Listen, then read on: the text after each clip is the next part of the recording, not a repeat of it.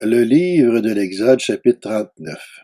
Avec les étoffes teintes en bleu, en pourpre et en cramoisi, on fit les vêtements pour le service dans le sanctuaire, ainsi que les vêtements sacrés pour Aaron, comme l'Éternel avait ordonné à Moïse. On fit l'éphod en or, en fil bleu, pourpre et cramoisi et en fin lin retors. On martela des lames d'or et on les coupa en fils, que l'on entrelaça dans les étoffes teintes en bleu, en pourpre et en cramoisi et dans le fin lin, selon l'ordre du brodeur. On y fit des bretelles qui les reliaient, et c'est ainsi qu'il était assemblé par ses deux extrémités. L'écharpe était du même matériau que l'éphod et fixée sur lui. Elle était en or, en fil bleu, pourpre et cramoisi et en fin lin retors, comme l'Éternel avait ordonné à Moïse. On entoura des pieds d'onyx de monture en or, et on y gravait le nom des fils d'Israël, comme on grave les cachets. On les mit sur les bretelles de l'éphod en souvenir des fils d'Israël, comme l'Éternel l'avait ordonné à Moïse. On fit le pectoral selon l'ordre du brodeur, avec le même matériau que l'éphod, en or, en fil bleu, pourpre et cramoisi et en fin lin retors. Il était carré, et on le fit double. Sa longueur et sa largeur étaient de 25 centimètres, et il était double. On le garnit de 4 rangées de pierres. Première rangée, une sardoine, une topaze, une émeraude. Deuxième rangée, une escarboucle, un saphir, un diamant. Troisième rangée, une opale, une agate, une améthyste. Quatrième rangée, une chrysolite, un onyx, un jaspe. Ces pierres étaient enchâssées dans leur monture en or. Il y en avait 12, d'après les noms des fils d'Israël. Elles étaient gravées comme des cachets, chacune avec le nom de l'une des 12 tribus. On fit sur le pectoral des chaînettes en or pur, dressées en forme de cordon. On fit 2 montures en or et 2 anneaux en or, et on mit les 2 anneaux aux 2 extrémités du pectoral. On passa les 2 cordons d'or dans les 2 anneaux placés aux 2 extrémités du pectoral. On fixa par devant les bouts des 2 cordons aux 2 montures placées sur les bretelles de l'éphod. On fit encore 2 anneaux en or que l'on mit aux 2 extrémités du pectoral, sur le bord intérieur appliqué contre l'éphod. On fit 2 autres anneaux en or que l'on mit au bas des 2 bretelles de l'éphod, sur le devant, près de la jointure, au-dessus de l'écharpe de l'éphod.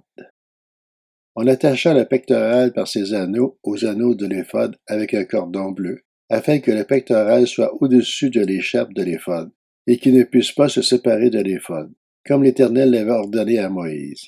On fit la robe de l'éphod entièrement tissée d'étoffe bleue. Au milieu de la robe, il y avait une ouverture comme l'encolure d'un habit en cuir. Et cette ouverture était ourlée tout autour afin que la robe ne se déchire pas. On mit sur la bordure de la robe des grenades de couleur bleue, pourpre et cramoisi en fil bretard. On fit des clochettes en or pur et on les mit entre les grenades sur tout le tour de la bordure de la robe. On les intercala entre les grenades. Une clochette et une grenade, une clochette et une grenade, sur tout le tour de la bordure de la robe destinée au service, comme l'Éternel l'avait ordonné à Moïse. On fit les tuniques tissées en fin lin pour Aaron et pour ses fils. On fit aussi la tiare en fin lin et les coiffes en fin lin pour marquer l'honneur de leur rang. Les caleçons en fin lin retors. La ceinture en fin lin retors brodée est de couleur bleue, pourpre et cramoisi, comme l'Éternel l'avait ordonné à Moïse. On fit la lame, le diadème sacré, en or pur, et l'on y inscrivit, comme on grave un cachet, sainteté à l'Éternel. On l'attacha avec un cordon bleu en haut de la tiare, comme l'Éternel l'avait ordonné à Moïse.